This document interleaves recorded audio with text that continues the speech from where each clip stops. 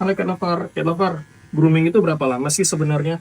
Nah, Cat Lover kalau kita basic grooming itu biasanya kalau di kita itu sekitar 30 sampai 45 menit itu tergantung dari kondisi kucingnya itu mau korporatif atau tidak. Nah, kalau misalnya kucingnya itu agresif atau sensitif, pengerjaannya lebih lama Cat Lover pastinya.